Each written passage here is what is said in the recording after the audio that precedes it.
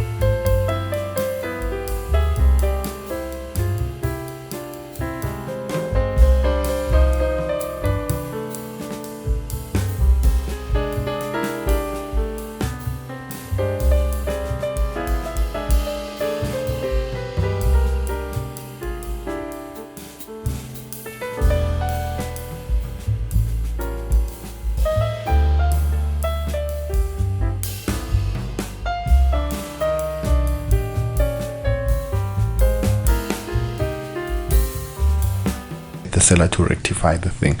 So rather, I appeal to all sellers: disclose whatever that is that you know is not proper, and safeguard yourself and embarrassment when you've used all the money and now the buyer is after you, suing you left, right and center.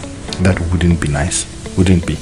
So rather, disclose everything, negotiate necessary terms, sell with a clear conscience, and enjoy your profits after the sale. All right, let's continue. Nominations and capacities. Right, nomination, this is broad, and in this particular offer to purchase, it is in relation to companies that are formed or companies that are to be formed.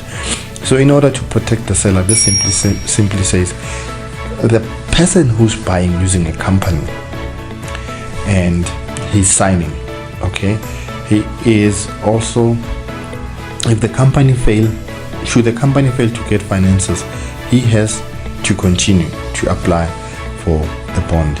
Okay, so he is a collateral basically. So unless he specifically cancels certain clauses that does not suit him, he should do so. Okay, as these are early stages of negotiations.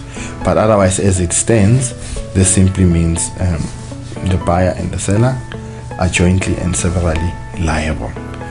Sometimes buyers take chances, and as estate agents, we really do not have time for chances. Really, we investing our resources here to try and help buyers and sellers, but unfortunately some buyers are very much disrespectful. They don't respect our resources, okay, that we consume as we're producing our services, because we're only getting paid on registration. Having said that, let's continue. Now we have what we call commission. The seller is the one that pays the commission, okay. It's a professional fee according to the agreement. All right. So it is well known that most people will charge 7.5%. However, this is a negotiation at NYT Properties. We more than anything, the seller is paying for our time. Okay, he's paying for our time to go to school, to learn real estate education, and to come and give him the service. Okay, and we take the mandate and represent the seller as if the seller was selling the property himself. So basically he's paying for our time. So if the seller finds that we sometimes we are negotiable, but to an extent, otherwise we like to be paid our full commission, simply because, as I say, we spend our time, and the time could be used servicing another seller who is willing to pay our time. It's as simple as that. All right, now we've got certificates, different kinds of certificate. Electrical compliance certificate, it's normally a must, especially in Gauteng. Okay, a seller has to get an electrician and issue electrical compliance certificate. Beetle-free certificates will be in places like Devon. Okay, occupation certificate will be when a house is fairly new. The seller has to give, the seller or the developer has to give a new buyer occupation certificate. And then where the property has gas, you need a gas certificate. Okay, and by the way, I must also emphasize here with the electrical compliance, if you have an electric fence, you also are required to bring that certificate also. All right, and then the water bylaws, obviously different municipalities, different suburbs, and also different provinces have different rules. So find out what is applicable in your area, ask your office, and explain to buyers and sellers in the right way. Rates and taxes and consumption charges.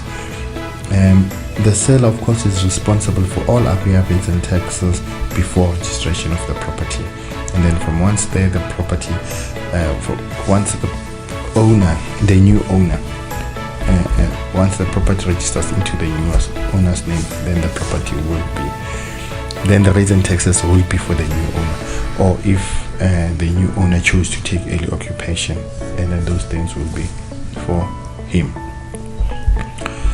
Right, and then let's see how far we can get.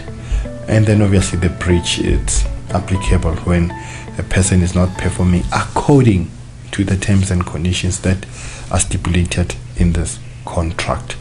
But normally a willing seller and a willing buyer, they don't normally sue each other, because they're interested in the property. It is when people are taking chances and eventually becomes nasty, where the seller is not fair or the buyer is not fair. So, but if two people are fair, they know that they just want to sell and are playing everything according to being fair to each other and are quite ethical, then the transaction becomes smooth.